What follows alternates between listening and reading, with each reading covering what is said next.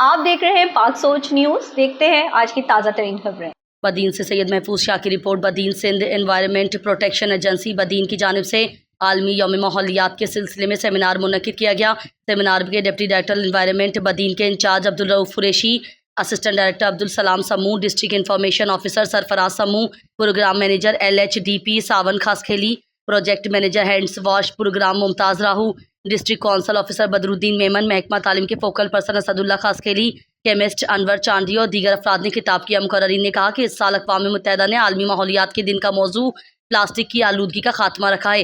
ملک میں بڑھتی ہوئی پلاسٹک آلودگی سے نمٹنے کے لیے حکومت اور مختلف غیر سرکاری اداروں کی جانب سے مشترکہ اقدامات کا اعلان کیا گیا ہے۔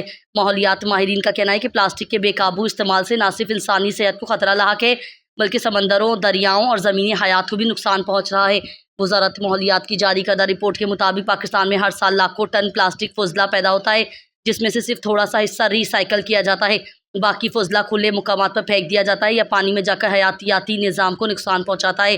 صوبائی حکومت کی جانب سے پلاسٹک کی تھیلیوں، ایسٹرا اور پیکنگ مواد پر پابندی لگانے کا اعلان کیا گیا ہے۔ ان اقدامات کے نفاذ کے بعد شہریوں کو ماحول دوست متبادل جیسے کپڑے یا کاغذ کی تھیلیوں کے استعمال کی ہدایت دی گئی ہے۔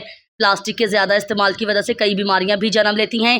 عالمی سطح پر ماحولیاتی آلودگی کو کم کرنے یا ختم کرنے کی زیادہ ذمہ داری ترقی یافتہ ممالک پر عائد ہوتی ہے، لیکن اس کے اثرات ترقی پذیر ممالک کو جھیلنے پڑ رہے ہیں۔ پاکستان ان ممالک میں شامل ہے جو موسمیاتی تبدیلیوں سے سب سے زیادہ متاثر ہوئے ہیں اور اس کے خطرناک اثرات سامنے آ رہے ہیں۔ پاکستان موسمیاتی تبدیلیوں سے متاثر ہونے والے پہلے 10 ممالک میں شامل ہے۔ گرمیوں میں گرمی کی لہر ناقابل برداشت ہوتی ہے جبکہ سردیوں میں سردی کی شدت میں اضافہ ہو جاتا ہے۔ موسمیاتی تبدیلیاں کبھی قحط سالی اور کبھی تباہ کن سیلاب کا باعث بنتی ہیں۔ موسمیاتی تبدیلیوں کے تباہ کن اثرات سے نمٹنے کے لیے حکومتی سطح پر مؤثر پالیسیاں بنانے کے ساتھ ساتھ ہر فرد کو اپنی انفرادی ذمہ داری کا بھی احساس کرنا چاہیے۔ مقررین نے کہا کہ اگر ہم موسمیاتی تبدیلیوں کا مقابلہ کرنا چاہتے ہیں تو ہمیں جنگلات کی کٹائی اور پانی کے ضیاع کو روکنا ہوگا، ساتھ ہی پلاسٹک سمیت آلودگی کے دیگر ذرائع پر بھی قابو پانا ہوگا۔ ضرورت اس امر کی ہے کہ حکومت اور عوام کو ماحول کے تحفظ کے لیے مشترکہ اقدامات اٹھانے چاہیے تاکہ قدرتی ماحول کو اصل حالت میں بحال کرنا ممکن ہو سکے۔ تازہ ترین خبروں کو جاننے کے لیے ہمارے چینل کو لائک کریں، سبسکرائب کریں۔